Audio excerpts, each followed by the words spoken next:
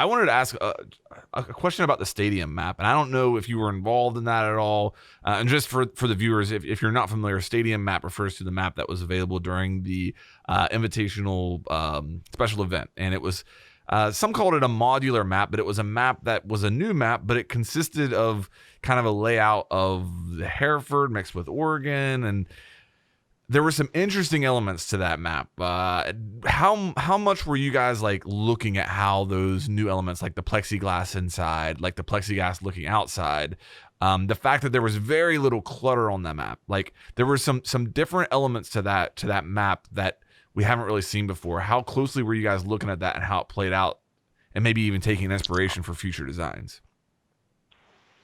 So you touched on. So I did Stadium too. Okay. As primary designer. Oh, nice.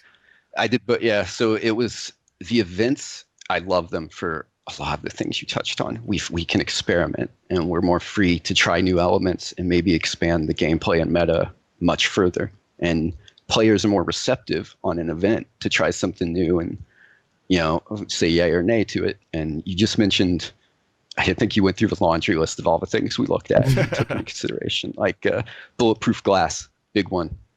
Put it right there in dorms, because it let you see the sight line but blocked it, and we're like, let's see how people play with this, and if it's fun, if there's mind games, it's just this one in the best position we thought it could be in the map. And like people really took to some of it. It's a really cool, interesting option, and we're looking at using it either definitely on the next incoming stadiums, or maybe even featured somewhere on a map. Like we'll have to see. We're going to try things, but that was one. We wanted Stadium to be super competitive. So one thing competitive players don't like is clutter. You mentioned that, and like tons of breakables. They clear off tables and get them out of the way, and they don't like noisy walls and corners you can hide in. So this modular map that we're going to build every year for the event, like we make cleaner textures that can be repeated, and more obviously, like it's very readable. It's very clean. It feels like a shoot house. It's very competitive. How much do people respond to that? And a lot of positive responses. That was top dollar. Yeah. It was amazing. My favorite thing was a bulletproof camera looking through the plexiglass while I stood at a barricaded window on my little camera looking out the. Yeah, well, this is cheesy. What about the element of making a map out of things that people are already familiar with?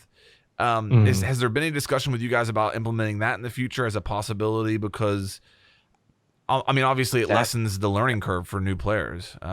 Is that something you're taking into account? That was something we're taking into account, especially for Stadium, because we're like, we're going to have a new map every year, and new maps are hard to learn, and people don't have fun in that stage often. So you just hit the nail on the head. Like that's why we're going to make it familiar. So you can kind of navigate it. You understand what's coming and going, and you have a feel for the structure very intuitively. And that allows you to jump in, enjoy it more. It's cleaner, it's faster. So Stadium, you'll definitely continue to see that. As we introduce a new map, we may use an element that we tested in Stadium, but I don't think we're not really going to copy layouts that much.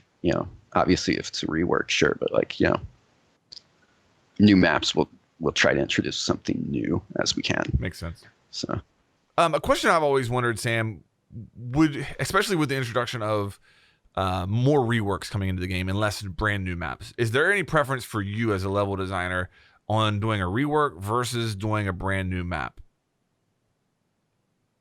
I mean, I kind of like the reworks. They're dangerous, but then familiar.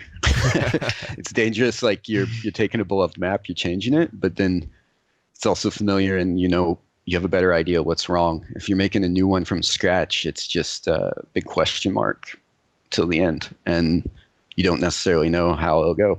But like for rework, you have this good starting point in place, and depending on the rework, Oregon was sort of a different case, right? Because it's very beloved, but some of the maps people weren't happy with, so they immediately love the idea of a rework, and you can clean up the problems, and it's all gains.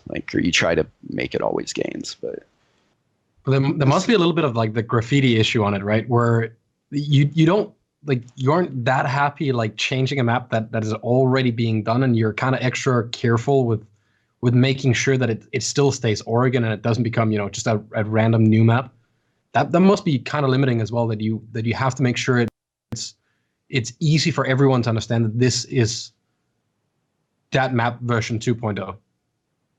It is very hard to try to keep that feeling of Oregon and kind of the L-shaped choke and roams there. But then you're also like, oh, I'm going to increase the options. So you see, you don't want it to be a maze, and it's hard to maintain that feeling. But like you test different things, you play it with people, and you ask them, did that feel like Oregon? Did you understand it? And they're like, yeah, that actually does. And that was something we asked a lot of the pros, and the pros would reply with like, yes, this still, I feel the spirit of Oregon within it.